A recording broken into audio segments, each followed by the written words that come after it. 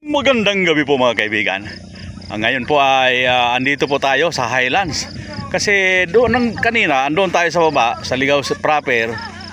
Natanaw po natin yung napakalawak na liwanag dito sa bundok.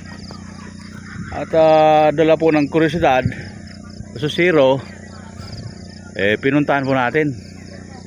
Ito po pala yung bagong bukas sa publiko na kung tawagin ay Tigbaw Highlands.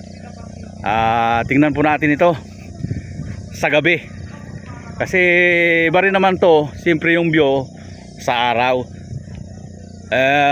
Napansin po natin dito kahit na gabi marami pa rin nagsisipuntahan, bagaman wala pong, mas maganda po sana kung mayroong street light yung pataas, pero siguro darating ang panahon magkakaroon din yan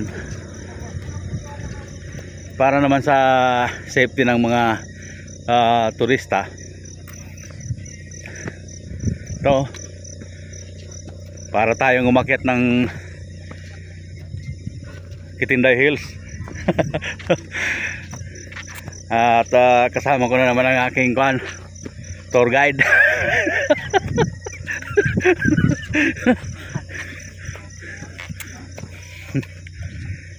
Pero siyempre po, gabi ngayon iba yung makikita, mas malawak po yung mga madidilim na parte. Kaya babalikan po pa rin po natin ito sa araw. Opo, kasi iba yung makikita mo sa araw. Malapit na po tayo. So nag-uumpisa na po tayong hingalin.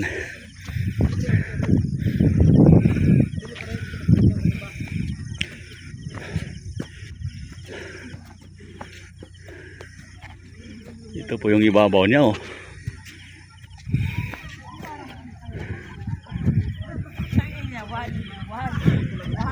Oh, sobrang liwanag.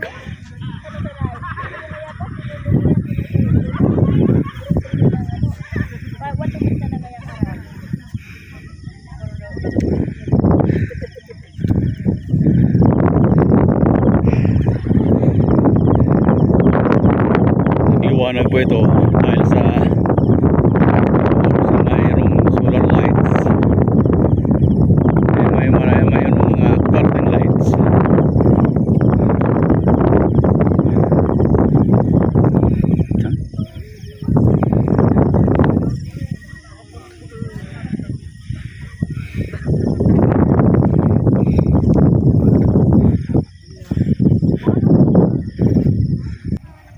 Ito na po ang tuktok ng bundok.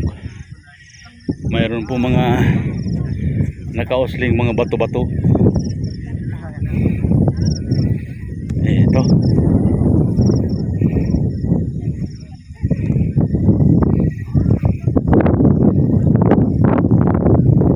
Kahit gabi na po, marami pa rin tao. At yun po, oh. Siguro portion po ng Legazpi matatanaw din. Portion ng Ginubatan, Kamalig. Yung Ligaw City proper po, yan, oh. Yan sa baba.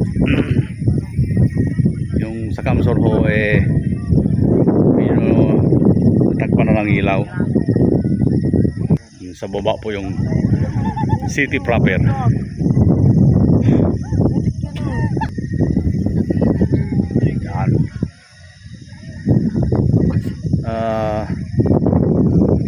Ilaw lang po talaga ang agaw tensyon, pero siyempre hindi siya visible yung ganda ng nature, yung kapaligiran. Kaya kailangan sa araw pa rin makita natin sa araw para naman ma-appreciate ng bawat isa yung ganda ng Tigbaw Highlands. Doon po pala sa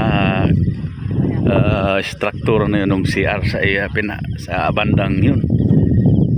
Oh. balikan na lang po natin ito sa araw ulit para mas ma-appreciate yung ganda ng kapaligiran. Okay po mga kaibigan, maraming salamat at magandang gabi po sa lahat.